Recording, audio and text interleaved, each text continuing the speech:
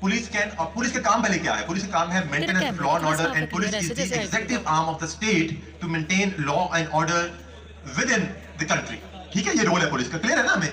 Police ने अच्छे शहरी को अच्छी सहूलत देनी है, बुरे को उठा के बंद करना है, कानून का निफाज करना है, लाइन सीधी करानी है, ब्ला ब्ला ब्ला ब्ला। न्यूयॉर्क में एक हिस्ट्री में गूगल पे सर्च कीजिएगा, 15 मिनट की लाइट गई थी, दुनिया की सबसे ज्यादा गिरती लगी थी वहां पे। ठीक है, तो now let me come back to your question. Police का जो रोल है, जो मैंने आपको डिफाइन किया, दो तरह से एग्जीक्यूट हो सकता है। एक, by virtue of having respect, कि या आप इज्जत करें। देखा ना, घर में आप किसी की बात कब मानते हैं? बाप की बात या माँ की बात कब मानेंगे? एक, आप उनकी इज्जत बहुत करते हैं। आपको पता है कि यार वालिद साहब ने कह दिया, माननी बात है। बेशक वो 80 साल के बुजुर्ग है, चारपाई से नहीं उठ सकते, लेकिन बाप का हुक्म है, बाप ने कह दिया जिंदाबाद, ये बात माननी। ठीक। दूसरी बात, आप किसकी मानते हैं? बड़े भाई या बाप की, जो डंडा उठा के आपको मार सकता है। ऐसा ही है ना? आपको पता है कि इज्जत मैं नहीं करती इसकी, डरती हूं या डरता हूं, ये उठा के मारेगा, सीधा कर देगा मुझे। सो दो रोल्स हैं पुलिस के, या आप उसको रिस्पेक्ट पे उसकी बात मानेंगे या फियर से मानेंगे। पुलिस का डर हर जगह पे। I went to Abu Dhabi, मुझे पुलिस नजर नहीं आई वहां पे। मेरा एक लोकल दोस्त था, साथ में मेरा दोस्त था, फैमिली कजन ही है। हम ड्राइव करते, गाड़ी खड़ी करी थी, पार्किंग में बहुत घबरा रहा था। तो मैंने उसे कहा, मैंने कहा इतना क्या है गाड़ी खड़ी करी यहाँ पे? उसने कहा, बाबा बस आऊंगा ना तो 150 दिरहम की चिट लगी होगी, और वो जाके जब टोकन टैक्स कराने जाऊंगा तो तब पता लगेगा कि जनाब ये ना मुझे वो 150 दिरहम पड़ गया। क्या है? फियर वहां भी है पुलिस का, but because of non visibility of police है। क्यों? रूल ऑफ लॉ स्ट्रॉन्ग है वहां। उस बंदे का जब चलान उसकी गाड़ी पर लग जाएगा, फिट हो जाएगा, जब वो अपना टोकन टैक्स, उसको उस टाइम पे नहीं करना, साल बाद जाएगा, उसको पता लगेगा यार 3,000 दिरहम टोकन टैक्स और 6,000 दिरहम तुम्हारा चलान। जरूरत नहीं उसकी बगैर उसके हाथ है। पाकिस्तान में हमने क्या किया है? पाकिस्तान में हमने अनफॉर्चुनेटली जो एक रिस्पेक्ट का कल्चर था, वो सिर्फ पुलिस का डिक्लाइन नहीं हुआ, वो हमने ओवरऑल सोसाइटी का डिक्लाइन कर दिया। मैं कोई बहुत ओल्ड टाइमर नहीं हूं, डोंट जज मी बाय माय वर्ड्स, बट मैं अपने वालिद साहब ने कमी नहीं कर सकता था। मैं I can vouch you on this. मैं अपने अब्बू के सामने खड़े होकर अपने बाल कंघी नहीं कर सकता था। क्या आज मैं अपने बच्चे से ये एक्सपेक्ट करूंगा या क्या वो करता है ऐसा? मैंने कहा बाय माय वर्ड्स डोंट जज माय एज, बट वो आजादी अब नोज के साथ आगे भी ले जाना चाहते हैं। नो, आपकी आजादी खत्म है यहाँ पे। सो ये जो परसेप्शन आपने बात की, परसेप्शन गलत नहीं है, बट पुलिस का डर या पुलिस की रिस्पेक्ट, इनमें से एक चीज होना लाजमी है। अब ये आप पे डिपेंड करता है कि आप पुलिस का डर लेते हैं, रिस्पेक्ट लेते हैं। आप उसका रिस्पेक्ट लेते हैं जब वार्डन कहता है रुक जाए और आप रुक जाते हैं, तो आप यकीन कीजिएगा साल बाद आपको पुलिस से डर नहीं लगेगा, ना पुलिस वाला आपसे बदतमीजी करने की जरूरत करेगा। उसको पता है जब मैं हाथ क्यों करूंगा, 6 मोटरसाइकिल यहाँ से भागेंगे, 4 यहाँ से भागेंगे, 3 का मैं गिरबान पकड़ूंगा, 4 एक्सीडेंट हो जाएंगे। That is what is happening to us. That is why हम नहीं डर डालना चाह रहे आप में, आप में मजबूर कर रहे हैं कि आप डर डालें। मैं यहां किसी को गिरफ्तार करने जाता हूं, बाहर के मुल्क में आप जाएं, वो आपका हाथ पकड़ता है और वो इंग्लिश में एक जुमला कहता है कि you have the right to stay silent, whatever you say can be used against you in court of law. जरूरत नहीं है कोई बात कर जाए। मेरा ये आईओ जाता है यहां बंदा अरेस्ट करने के लिए, आधा महीना इकट्ठा होता है, तो बंदे ने चक्किया तरह से देख लांगे, निपट लांगे, फिर कहता है ऐसी तैसी और निकलो ट्रेनिंग है। But with all that training मैं जाके चक नंबर 279 काफ बे से अपनी पूरी स्क्वाड ले जाके मैं एक बंदा अरेस्ट करके नहीं ला सकता। मेरे में कॉन्फिडेंस ही नहीं है जब मोहल्ले के 50 लोग इकट्ठे हो जाएंगे मैं उनके साथ लड़ सकूं। But my IO can do it with 2 police constables. आपने मजबूर किया उसको, मैंने नहीं सिखाया उसको। आपने मजबूर किया कि उसका पोस्चर इतना अग्रेसिव होना चाहिए कि उसके आगे कोई जुर्रत ना कर सके बात करने की। You have done it, I have not done it. मैं आप में से हूं, मैं सोसाइटी में से हूं। मैं फैसलाबाद का नहीं होऊंगा तो बॉलप्रूफ का होऊंगा, वहां जाके वर्दी उतार के मैं आपकी तरह नहीं सीटों में बैठा होऊंगा। मैंने मजबूर किया पुलिस वाले को सिविल कैपेसिटी में। दूसरी बात आपने की थी जेंडर वायलेंस में पुलिस के पास जाने की। Again perception. मैंने पुलिस वाला अमेरिका से, अफ्रीका से, दुबई से इंपोर्ट करके नहीं बिठाया, मैंने आपसे उठाया, मैंने आपके कल्चर से लिया। उसने आप में से किसी का भाई भी पुलिस में हो, और इसी तरह मेरे बच्चे भी मुझे स्कूल में इसी तरह किसी बंदे से बातें सुन रहे होंगे।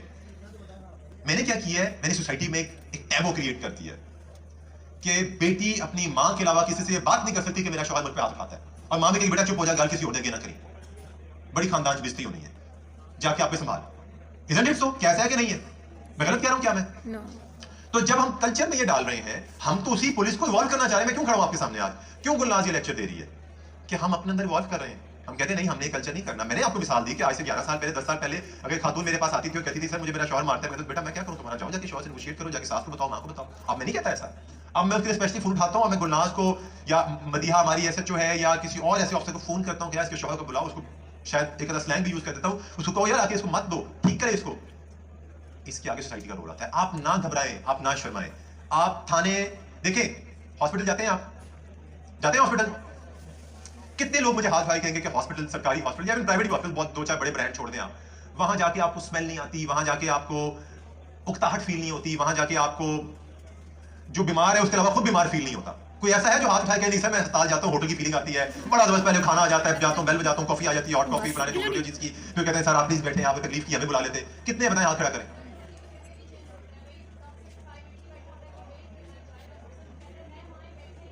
अभी मैं डॉक्टर्स पे आता नहीं, मैं पुलिस वाले की तकलीफ करूंगा। चले, बात मैं करना चाह रहा हूं, जवाब देता हूं आपका कि आप एक अस्पताल में जाते हैं ना बीमार को लेके, बीमारी हो तो जाते हैं ना, आप उसकी सोबतों का सोचते तो नहीं है ना। तो थाने में लाइट जल रही है नहीं जल रही है, वहां पे एसएचओ पेट निकाल के बैठा है या स्मार्ट बैठा है, आप क्यों घबरा रहे हैं उसमें से? आप क्यों सिर्फ थाने को क्यों जज कर रहे हैं? क्योंकि थाने की रेपुटेशन आप सिर्फ यही क्यों बात कर रहे हैं कि वहां जाते हुए घबराते हैं? मैं वल्ला आलम हॉस्पिटल जाते हुए घबराता हूं, मेरे तोते उठ जाता है, किसी बीमार को लेकर अस्पताल जाना पड़ जाता है। मैं चाहता हूं यार, ये तकलीफ होती है, मैं क्या कहूं कि मैं घबराता हूं तो मैं बीमार या मरता खपता रहे, मैं इसको लेकर अस्पताल नहीं जाऊंगा। तो ये टेम्परामेंट आपका पुलिसिंग के बारे में क्यों है कि मैं 4 चमाटे खा लूंगी शौर के, मैं अपने भाई को वो चर्च पी के आता है, मैं रोज रात उसकी बातें सुन लूंगा, मैंने थाने में नहीं जाना। आप बस हॉस्पिटल जाते हैं, फौरन आपका इलाज हो जाता है, टाइम लगता है ना। थाने जाके एक्सपेक्ट करते हैं कि यार अभी मैं आया हूं, जो मसला मैं 30 साल में मेरे माँ बाप और 50 साल में मेरा खानदान नहीं हल कर सका, वो 50 मिनट में या यूं तफ्तीशी हल कर देगा। एक्सपेक्टेशन, परसेप्शन, इसको गेज करें किसी एक इंसाफ के पैमाने पे, किसी एक स्टैंडर्ड मेरिट्स पे। आपने बात की डॉक्टर्स सरकारी और प्राइवेट प्रैक्टिस की बात की, मैं तो प्राइवेट प्रैक्टिस यहाँ करने नहीं आया, मुझे तो इस लेक्चर के एक्स्ट्रा पैसे नहीं मिलेंगे। मैं तो आपने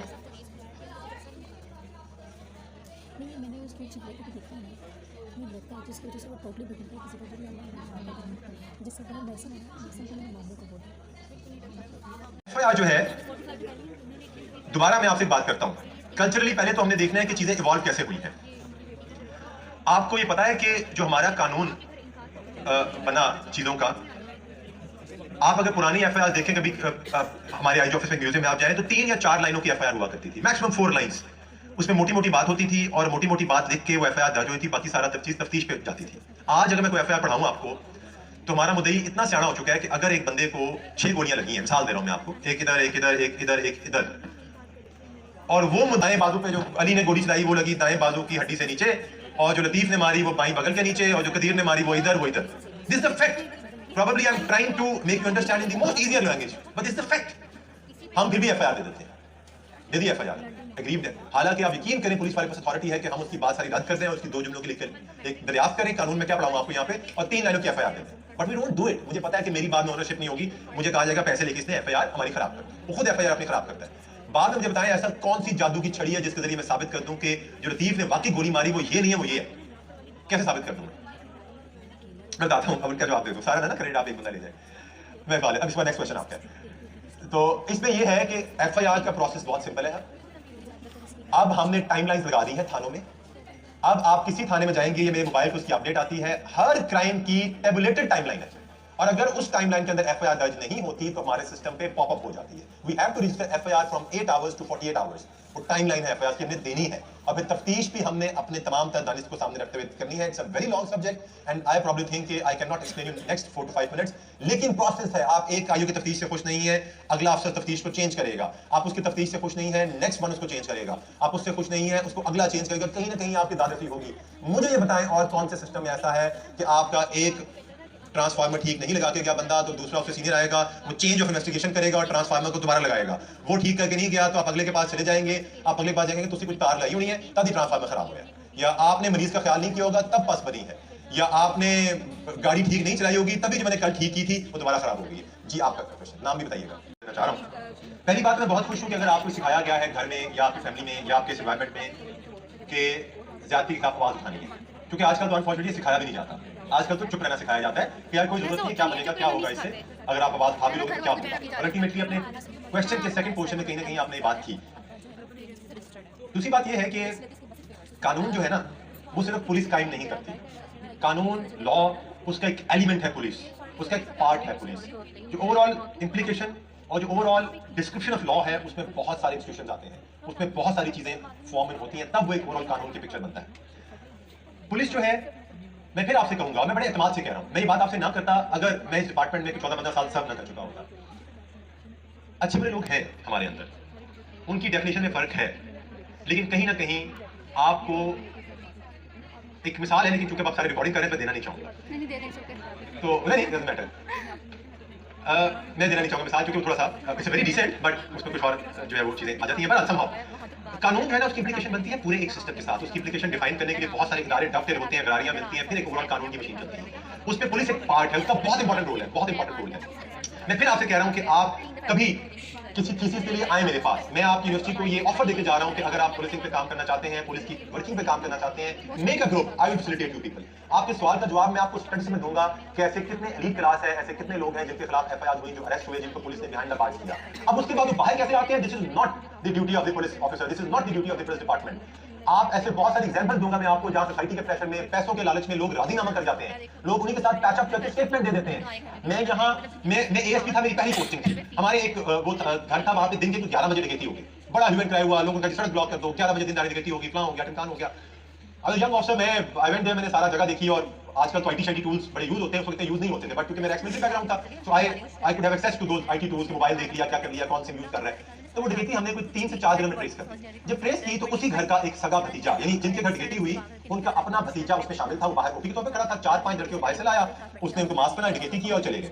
मैंने उनकी इसको छोड़ना नहीं है, उसने कहा फिक्र ना करें, तो हमारा भतीजा कहेगा तो बगैर है, फिर तुम्हारे खानदान से बाहर है, ब्ला ब्ला ब्ला ब्ला ब्ला, और हफ्ते बाद उनका भतीजा और बाकी सारे मुलजिम जेल से बाहर, राजीनामे की सूरत।